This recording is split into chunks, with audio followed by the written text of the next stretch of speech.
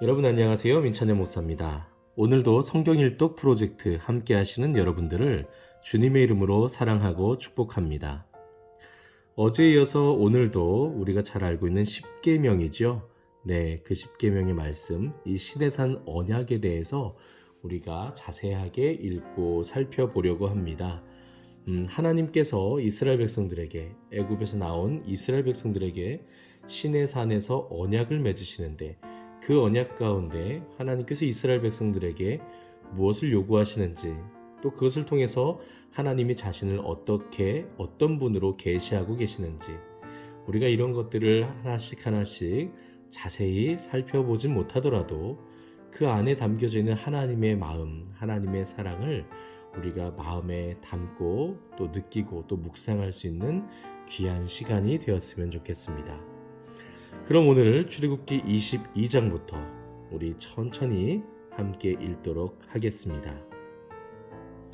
22장입니다.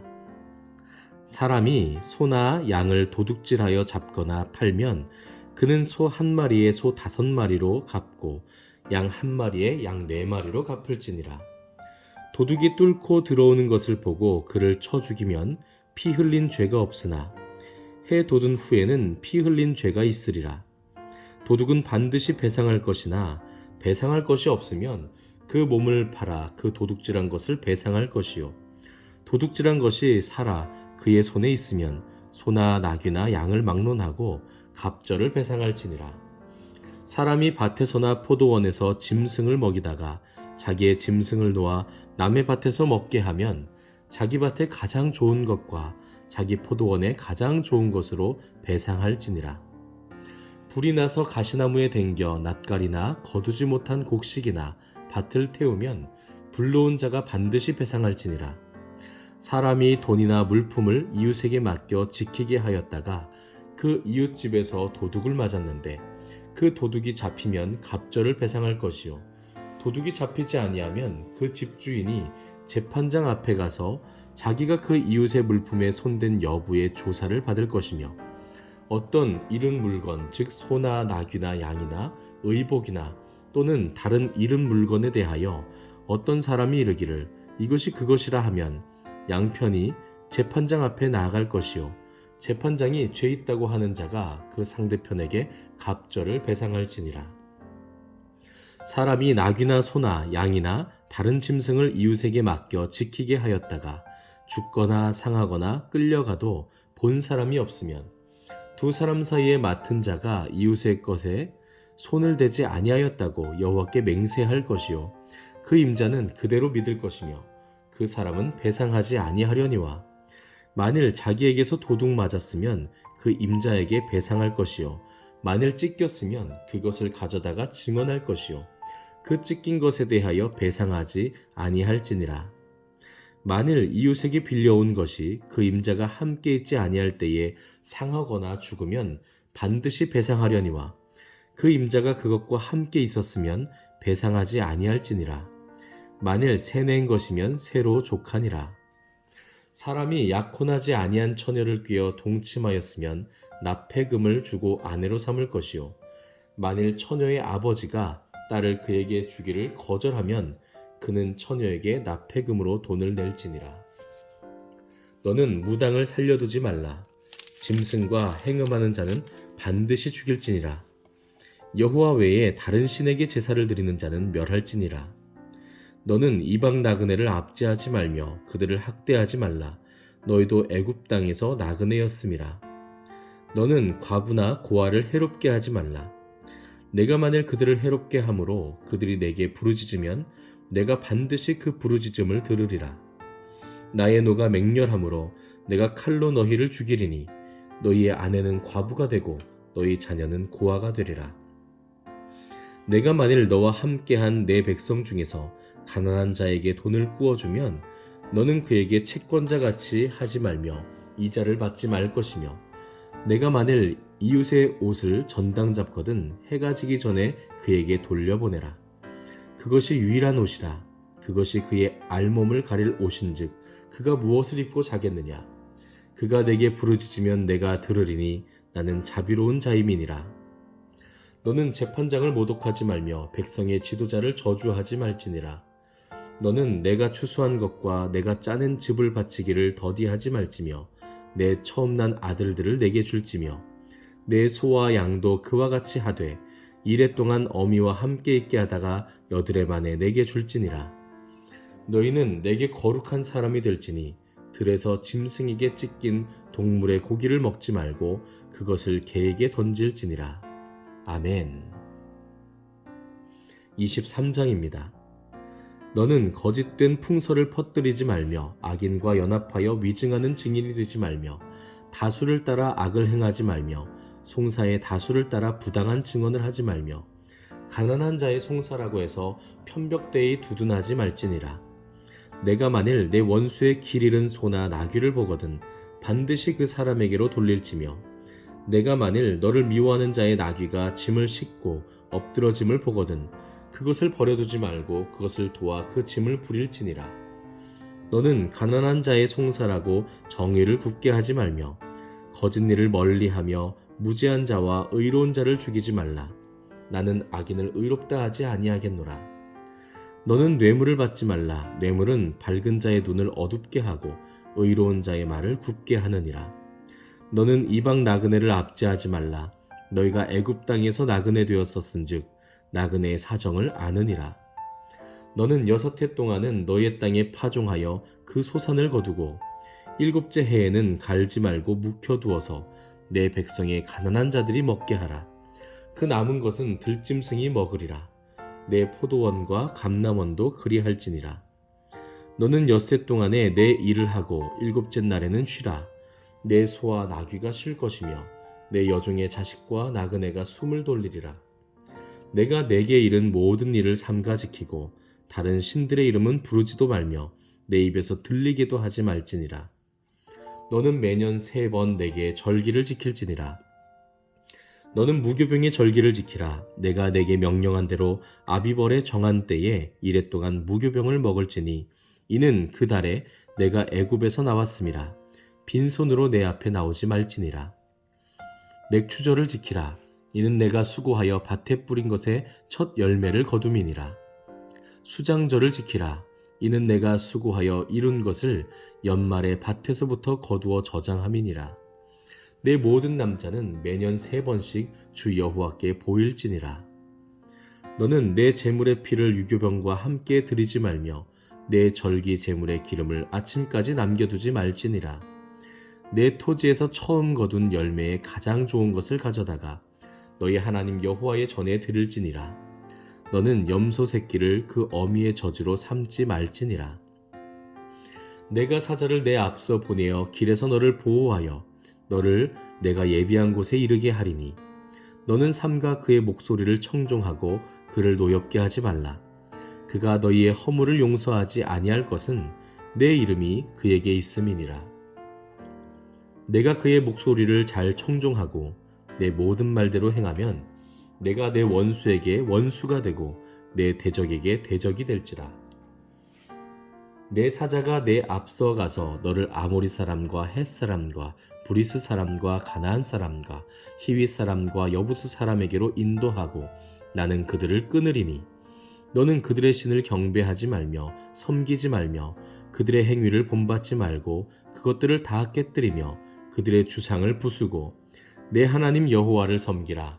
그리하면 여호와가 너희의 양식과 물의 복을 내리고 너희 중에서 병을 제하리니 내 나라에 낙태하는 자가 없고 임신하지 못하는 자가 없을 것이라. 내가 너의 날수를 채우리라.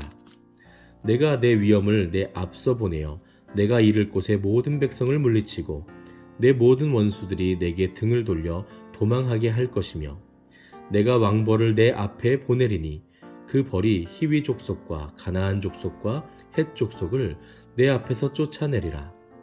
그러나 그 땅이 황폐하게 되므로 들짐승이 번성하여 너희를 해할까 하여 1년 안에는 그들을 내 앞에서 쫓아내지 아니하고 내가 번성하여 그 땅을 기업으로 얻을 때까지 내가 그들을 내 앞에서 조금씩 쫓아내리라.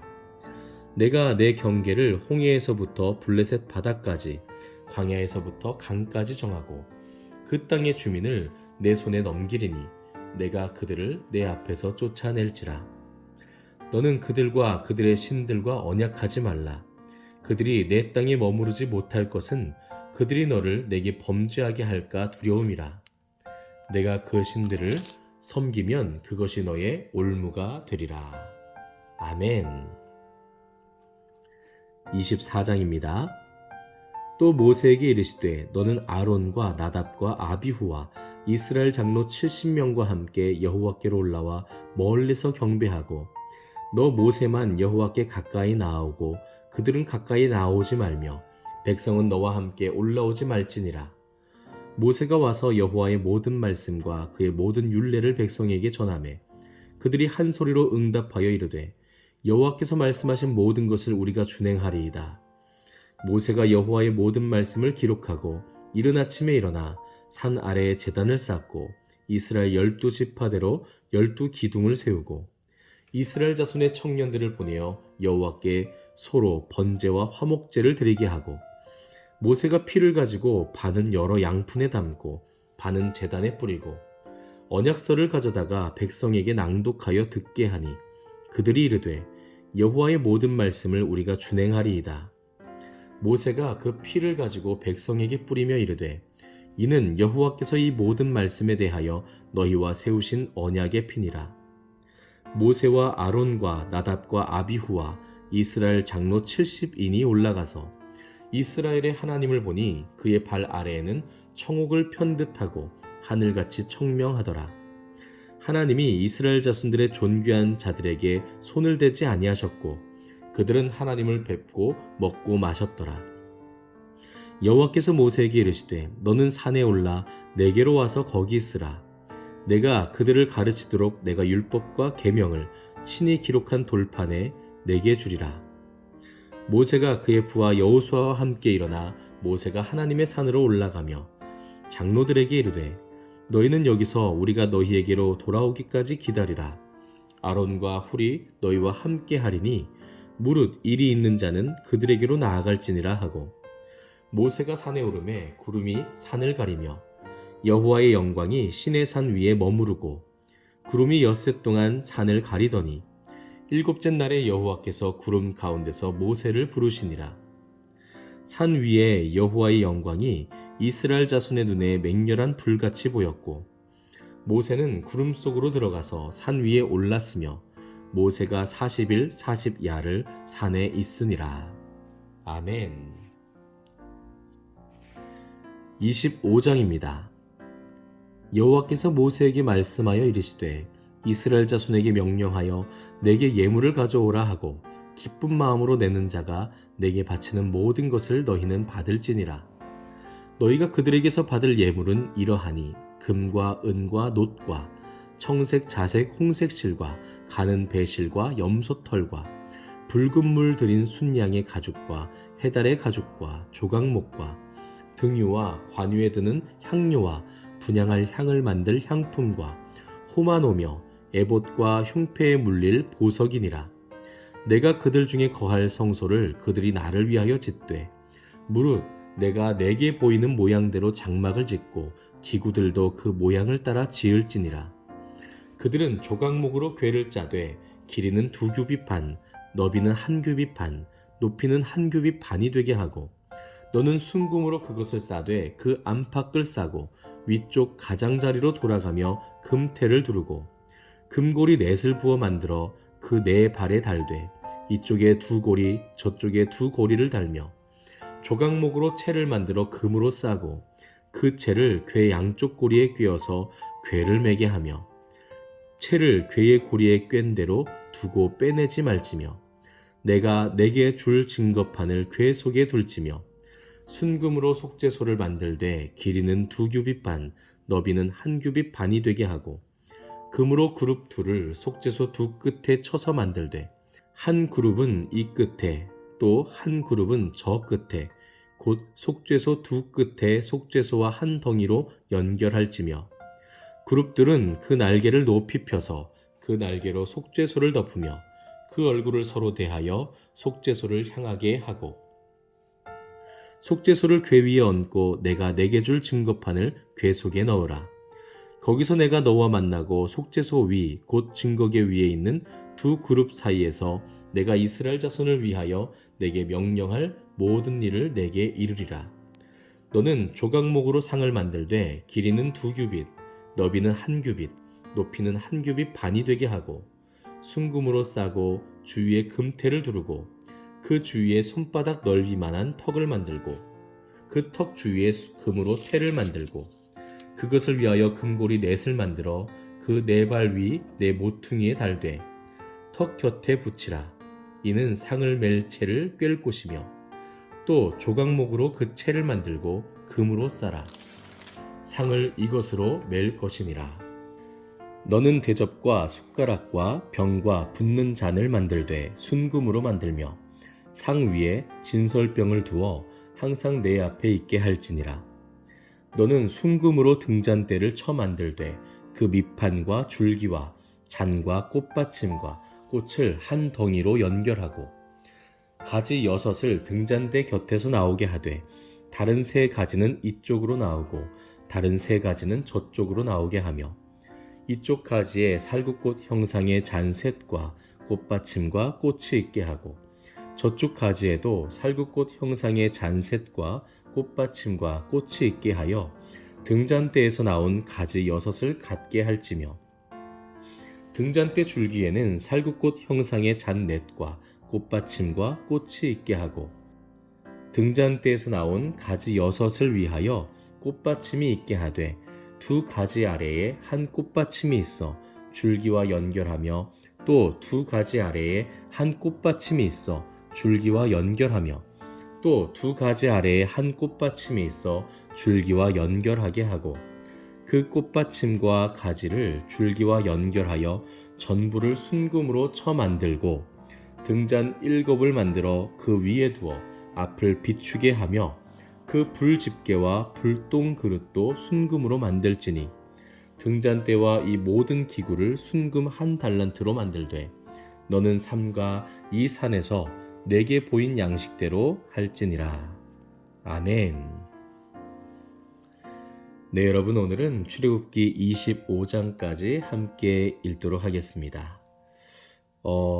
여러분, 우리가 율법의 말씀들을 읽을 때요, 구약의 율법의 이 모세오경의 말씀을 읽을 때 여러분들이 가끔 혼란을 경험하고 이렇게 질문을 하시는 경우가 있습니다. 이 말씀들을 그대로 오늘날의 기준으로 우리가 보게 되면 하나님은 너무나도 냉혹하시고 또 하나님은 너무나도 차별주의자이신 것처럼 보이거든요. 이에 대해서 우리 한국성서대학교의 이민규 교수님께서 예전에 예수 오빠는 좋지만 바울 아저씨는 싫어라고 하는 논문을 쓰신 적이 있으신데 아주 재밌게 잘 쓰셨어요.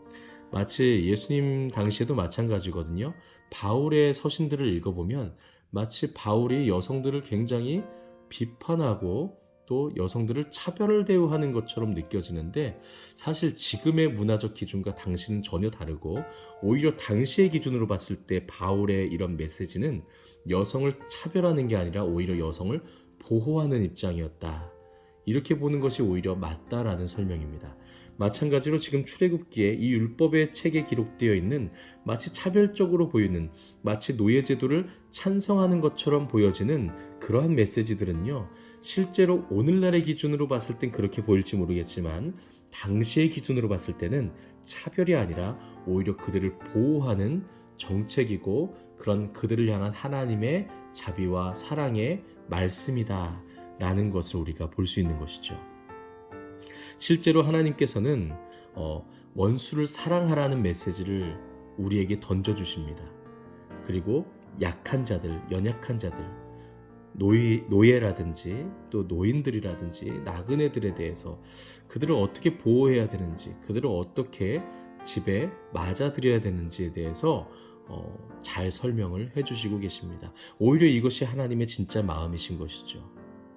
정리해서 말씀드리겠습니다. 율법의 말씀을 읽다 보면 마치 하나님이 굉장히 냉정하신 분인 것처럼 보이지만 오늘날 우리의 기준으로 봤을 땐 그렇게 보이지만 실상 더 깊이 들여다본다면 그때 당시의 기준으로 본다면 하나님은 오히려 크신 사랑과 자비와 은혜로 모든 백성들을, 모든 생명들을 귀하게 여기시고 또 그 공동체가 거룩하게 유지될 수 있도록, 거룩함을 지킬 수 있도록 하나님께서 이 율법의 말씀들을 주셨다고 하는 것입니다. 그러니까 마치 오늘날 우리 스마트폰을 사용하는 이 세대가 3000년 전에 이러한 상황들을 자로재듯 재어서는 안 된다는 것이겠죠.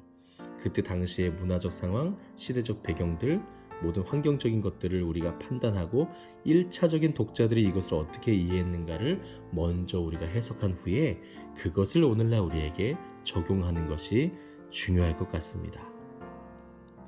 오늘은 여기까지입니다. 내용은 조금 어려우셨을 수도 있지만 포기하지 마시고 우리 끝까지 함께 나아가도록 하겠습니다. 감사합니다.